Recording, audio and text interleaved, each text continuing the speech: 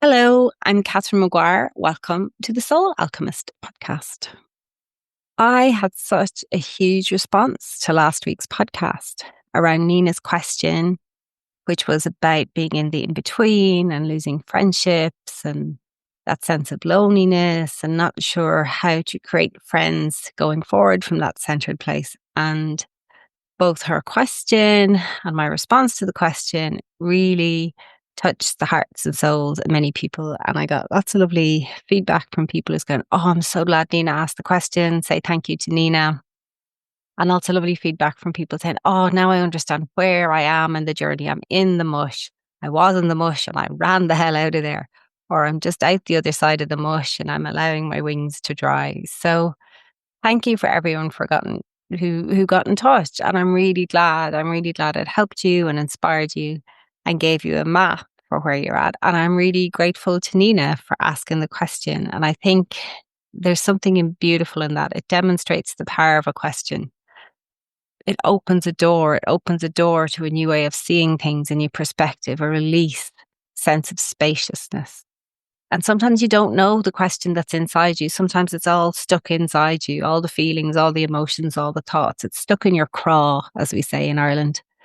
And if someone else asks that question, it's like, yes, yes, that's me. That's me. That's exactly what's going on for me. And the question becomes the medicine, you know? So if you do have a question, if there's something on your mind, if there's something stuck in your craw and you can put words around it, email me, message me, Catherine@CatherineMaguire.com. And I would be delighted to receive your question and would be honored to make a podcast around it.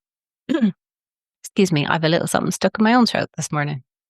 And interestingly, because I got such feedback, such lovely positive feedback about last week's podcast, I went in then over the last few days into a bit of a tailspin because, about 3-4 days before the next podcast, I started to think about, well, what do I want to talk about this week? What do I want to share?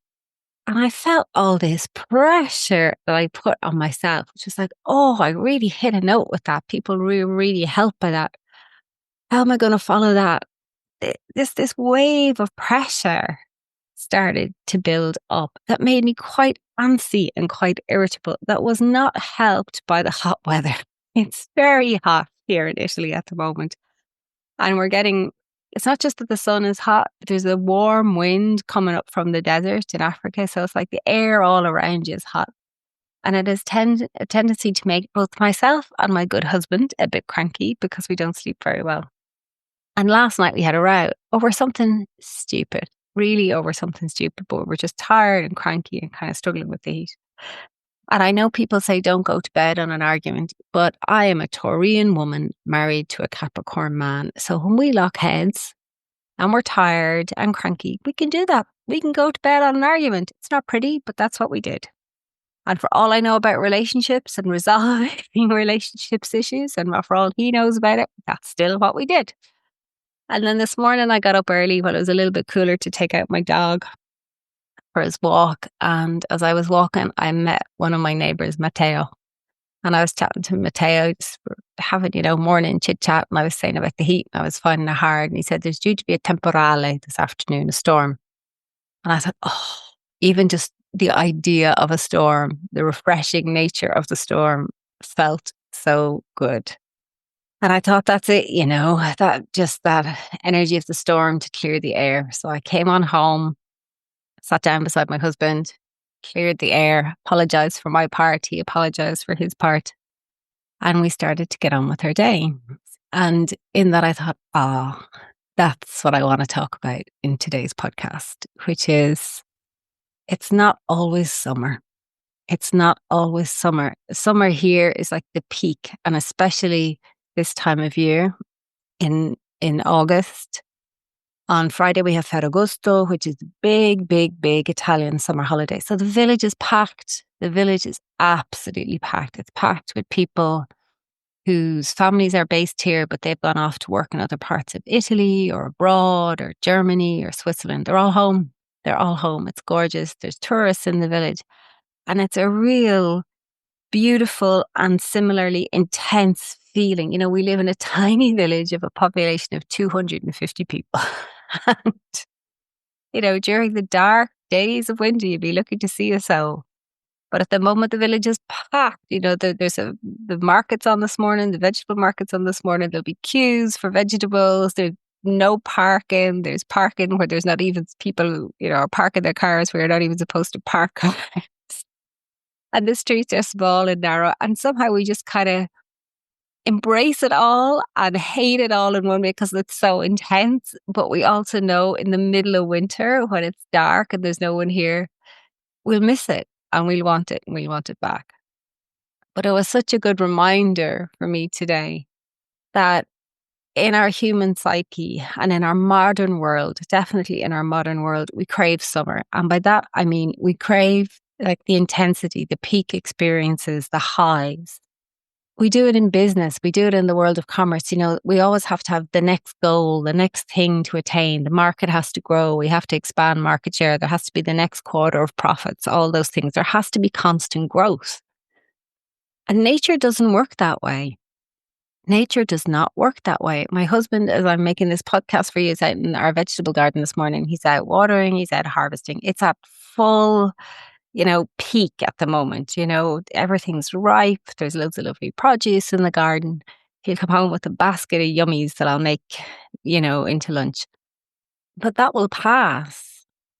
And then those plants will start to, wilt and go back into the ground and compost and make the nutrients and, for the next cycle of growth. But that land will rest over winter. It will rest. And then in spring, there'll be these little inklings of new growth. And then, the temperature will go up and the plants will start to grow again and they'll start to produce new fruits and new vegetables and new nuts. And then that will reach a peak on the harvest and that will die away. And over winter, it will rest. And that is nature. That is the cycle of life. And just as this heat is peaking and I'm at the point of finding it unbearable, the storm will come and clear the air and the warm desert winds, will fall back. And it'll feel like I can breathe again. And probably in a couple of nights from now, I'll be in the bed going, whoa, I feel a bit cold. I need to put an extra cover on the bed. And it's the acceptance of that, the acceptance that life is cyclical. Nature is cyclical. And the same in our own relationships, in our work, in our creativity. A bit like me with the podcast today, I put so much pressure on myself to follow on from last week. It blocked all my creativity. It blocked my intuition. It just made me irritable and mad. And when that storm broke this morning, it was that acceptance. I'm just going to share where I'm at. I'm going to share where I'm at. And that's enough. That is good enough today. I don't have to reach a peak. I don't have to excel from last week. Just be honest and authentic about where I am.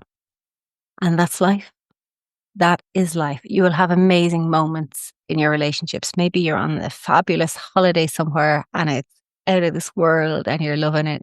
And next week you're back home doing the laundry and you're going, oh, this is rubbish. This is miserable. But that's life. That is life. There's the peaks and the troughs. Peaks and the troughs. And when we're in a peak, enjoy it. Really give yourself to it. Suck the juice of it. There's festas and festivals here at the moment. There's lots of people on the street. We're stopping to have chats. It takes ages to get from one little end of our little village to the other. And it's glorious because there's someone chatting and stopping you and saying hello. And it's gorgeous. Come wintertime, I'll get from one end of my village to the next in probably 3 minutes flat. So it's to suck the juice of those beautiful, expansive, high moments like the summer of our being. I know that winter will come. And in winter, we'll turn inward and we'll rest and we'll compost and we'll hibernate. And that's okay too. Suck the juice out of that. So that's my offering to you today. Enjoy the peaks. Suck the juice out of your summer in whatever that is, in whatever phase of your life you're in at the moment or whatever experience you're having. And when that peaks and it troughs, enjoy that. Wishing you a beautiful, beautiful day wherever you are. And as always, if something I shared with you today spoke to you, please do leave a comment, like, or share. And I look forward to seeing you next week with an offering in whatever form that takes. Much love. Aho.